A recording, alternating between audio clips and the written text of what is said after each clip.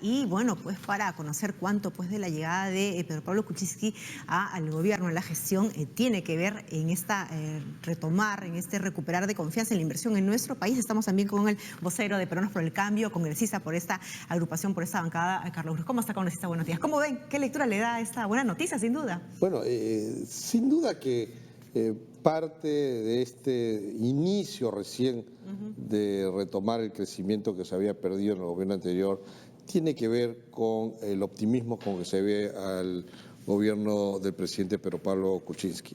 Se ve que es un gobierno que primero hay técnicos de primer nivel manejando ahora el aparato del sector público. En segundo lugar, no es un gobierno confrontacional que va a perder el tiempo en rencillas y dimes y diretes políticos, sino que se va a centrar en su trabajo, que es hacer que los peruanos mejoremos nuestra calidad de vida. Entonces hay un optimismo con respecto a este gobierno. Eso genera una pequeña ola de inversiones. Digo pequeña porque ese optimismo tiene que después sustentarse en acciones de gobierno concretas que permitan retomar el crecimiento que se había perdido. Y traducirse en reales inversiones, ¿no? Y eso también tendrá que ver con la forma en la cual se está haciendo gobierno por parte no solamente pues del propio presidente de la República, sino los miembros del Ejecutivo, la forma de llevar los gabinetes ministeriales, ¿no? La idea en la cual no hemos visto cómo incluso se ha acercado el propio Congreso de la República a conversar, a dialogar y llegar a estos consensos que han terminado en la delegación de facultades. Hay todo un nuevo escenario económico y político. Por la parte económica, hay técnicos que saben lo que hay que hacer para que la economía siga creciendo y retome el crecimiento. Y por el lado político, nuevas reglas de juego donde, a pesar de nuestras diferencias, a pesar de nuestras discrepancias, podemos ponernos de acuerdo para darle, por ejemplo, al Ejecutivo la delegación de facultades que requiere para gobernar y no estar perdiendo el tiempo en debates de índole político y peleas de índole político, como ocurrió en el gobierno anterior, donde ministros a las 11 de la mañana se ponían a tuitear peleándose con congresistas, donde había un presidente que insultaba a sus adversarios. Eso no se ve en este gobierno, porque hay otros temas que merecen nuestro esfuerzo, nuestro tiempo, nuestra dedicación, en vez de estar en tonterías. En vez de estar en el cotillo, ¿no? Que incluso generaba portadas y básicamente era responder portadas, pero aún así, congresista, no se han perdido esas viejas costumbres, y no lo digo por la bancada oficialista, sino porque estamos viendo cuestionamientos que se dan, por ejemplo, al ministro Saavedra en cuestiones que realmente también nos tienen que generar interés, ¿no? La realización de esos Juegos Panamericanos 2019, que incluso veíamos en el informe, también nos va a redituar cosas muy buenas, ¿no? El tema económico, turistas y ser vistos nuevamente pues, por todo el mundo, que también se han desvirtuado, ¿no? De hablar de la realización de esos Juegos Panamericanos y el tiempo que nos queda, estamos tratando pues de interpelar o de cuestionar a uno de los ministros que en la gestión pasada fue considerado de repente tal vez el más exitoso, ¿no? ¿Qué lectura le da eso? ¿Qué pasó ahí? Hay una preocupación legítima con respecto a los atrasos de estos Juegos Panamericanos. Hay un retraso porque en la constitución de esas obras. El gobierno anterior, esto ocurrió en el gobierno anterior, se comprometen al país en la realización de estos Juegos, que en efecto va a traer muchas cosas positivas, no solo la reactivación de la economía cuando se ejecuten estas obras para toda la infraestructura que se necesita, sino que además pone al Perú en el centro del mundo para que venga turismo y eso genere actividad económica. Pero junto con ese compromiso debió empezar a hacerse las obras necesarias y no se ha puesto una sola piedra. Entonces hay una preocupación de congresistas que digan, oigan, vengan aquí, explíquenme por qué hubo estos atrasos y si ahora es posible poder hacer todas estas obras para que los Juegos Panamericanos sean un éxito. Esa solicitud de información me parece totalmente válida y el ministro de Educación está en la obligación de asistir al Congreso a dar esa información. Ante 3 comisiones, ¿no? Educación, Cultura, Presupuesto, esto es lo normal. Bueno, es una atribución del Congreso, ¿no? Interpelar la Comisión de Presupuesto, la presentación. Él tiene que hacerla porque todos los años los ministros van a sustentar su pliego. Así que eso es una coincidencia, digamos, pero él tiene que ir a la Comisión de Presupuesto. Pero además, la Comisión de Educación, Cultura y Deporte le ha solicitado una explicación sobre el tema de los Panamericanos y tiene que darla. Eso es válido porque también todos los peruanos estamos preocupados de que no vaya a ser que quedemos mal como país y no tengamos las horas a tiempo. Ahora, eso es una cosa, pero la otra, algunos que ya hablan de censurar, ni siquiera han escuchado y ya están hablando de censura. O sea, hablan de ¿Será el motivo ese verdadero? o el motivo es tirarse abajo el ministro que hizo la reforma universitaria, que ahora va a obligar a las universidades a invertir esas platas que antes se iban a no sabemos dónde, a qué manos, a invertirlas en mejorar su infraestructura, en tener mejores profesores, en mejorar la calidad de las carreras que ellos brindan, para que nuestros hijos tengan de verdad posibilidades de conseguir un puesto de trabajo para el cual han estudiado y no terminen de taxistas o de microbuseros a pesar de tener una profesión. Entonces, lo que nosotros queremos decir es que con el ministro Saavedra o sigue el ministro Saavedra, la reforma universitaria va a continuar. Así que si creen que tirándose abajo un ministro, esa reforma la van a parar, se equivocan de plano.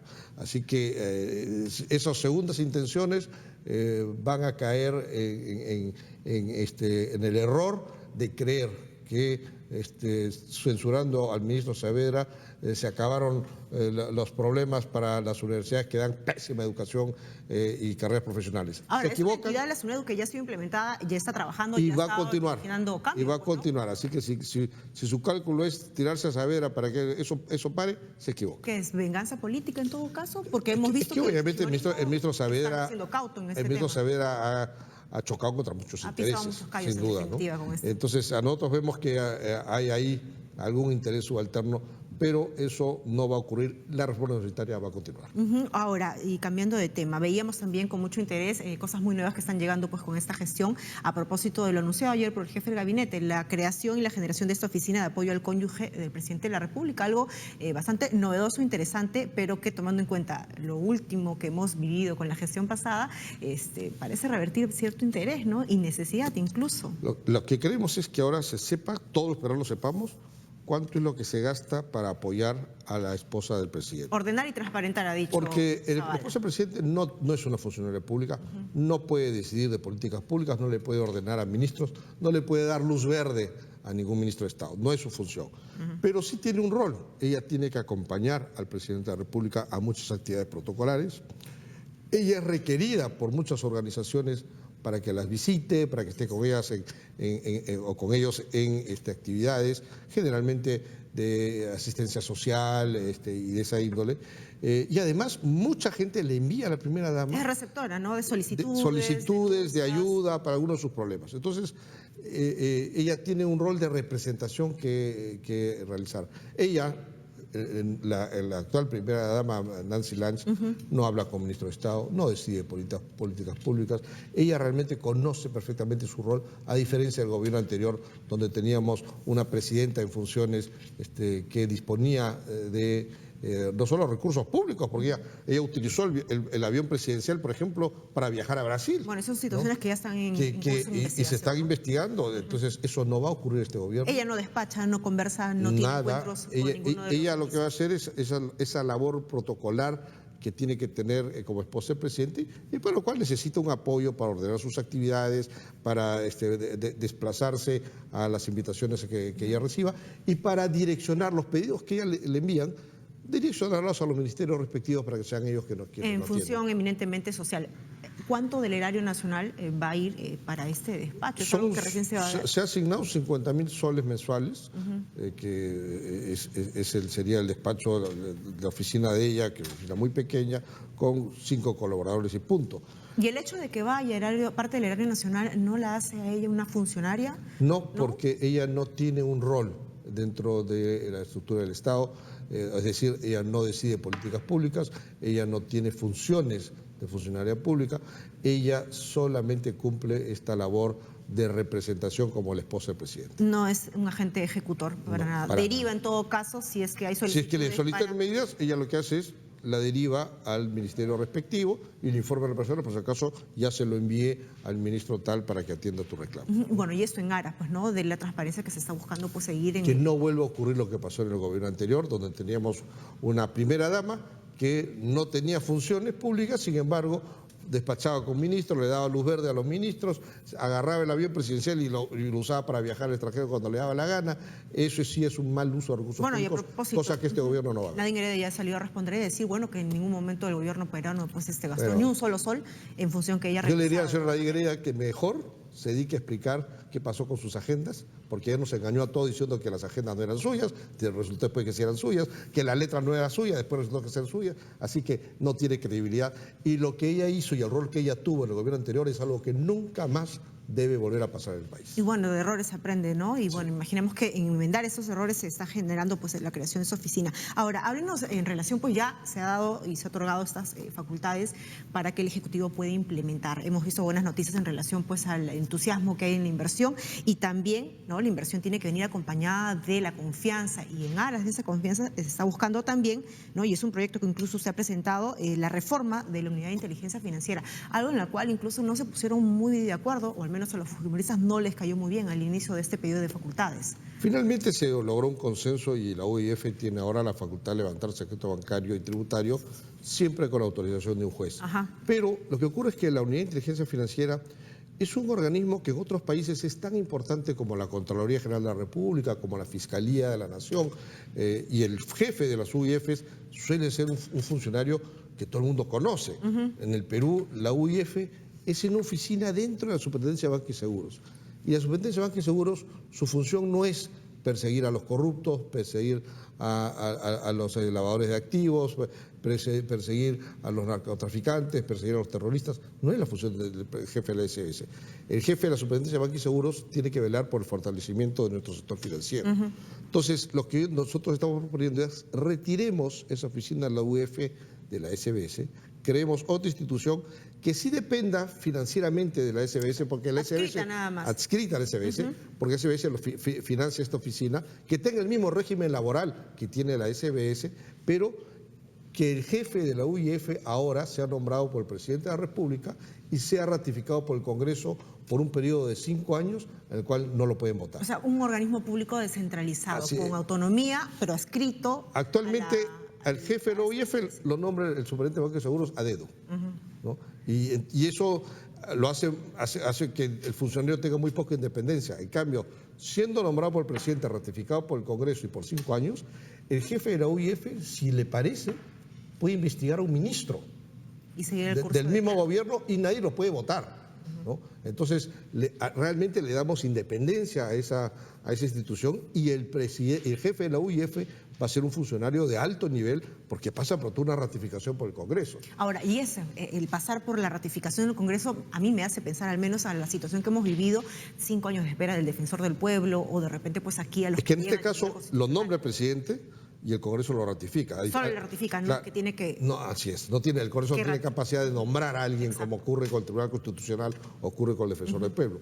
Entonces, este funcionario recibiría el aval del Congreso para que ejerza su cargo y se mantiene ese cargo 5 años y nadie lo puede remover, salvo por faltas graves que están previstas en la Constitución.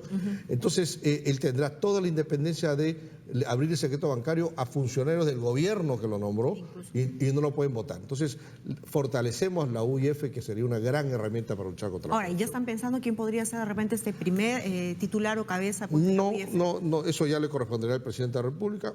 Yo tengo una buena impresión del actual jefe de la UIF, el señor Espinosa, pero él está metido dentro de otra organización, por lo tanto tenemos una UIF muy disminuida y nosotros queremos darle mucho mayor fuerza e independencia para que realmente sea una herramienta que ayude a la lucha contra el narcotráfico, corrupción, lavado de activos. Para seguir el curso de dónde proviene el dinero, ¿no? Muchas veces el dinero ilícito que va, proviene Es la huella, la ruta del dinero es la huella del delito. Ahora, ¿y hay necesidad, como dijo en su momento el congresista Lescano, de generar o crear o llamar o convocar un referéndum para ver precisamente ese tema? Ese es otro tema. Lo que él plantea es que se le dé a la UIF la facultad de compartir información con el jurado y con la OMPE. Así es.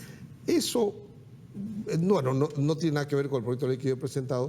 Lo que yo creo es que empecemos ya con lo que tiene. Antes la UIF no podía levantar secreto bancario y tributario, ahora lo va a poder hacer a través de un juez.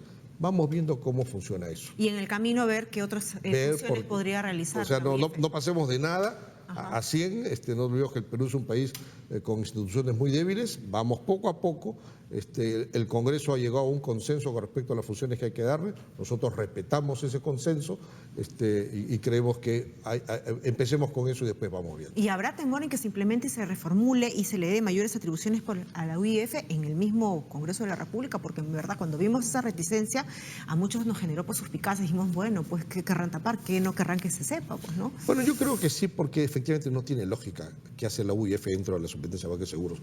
Son funciones y objetivos totalmente distintos. Y que había incluso recién ingresado en el 2007, ¿no? Porque en el 2003 que lo crearon estaba en el Ministerio Era de Economía, independiente, ¿no? Era independiente. Así es. Entonces ahora, con todos estos nuevos cambios, me imagino que contará pues con el apoyo para poder ser lanzado y una vez promulgado. Eso esperemos. Y yo creo que hay buenos argumentos para poder convencer a mis colegas que es necesario y va a ser bueno para el país. ¿Y ya han tenido conversaciones con algunas de las bancadas? ¿Han tenido acercamientos como para ver? Algunas hemos explicado y algunos congresistas nos han dicho que les parece bien, que es la mejor solución porque no se desliga de la SBS, siempre va a haber un vínculo, digamos, administrativo, pero funcionalmente tendrían independencia, porque no te olvides que la gran herramienta que necesita la UIF es la información de los bancos.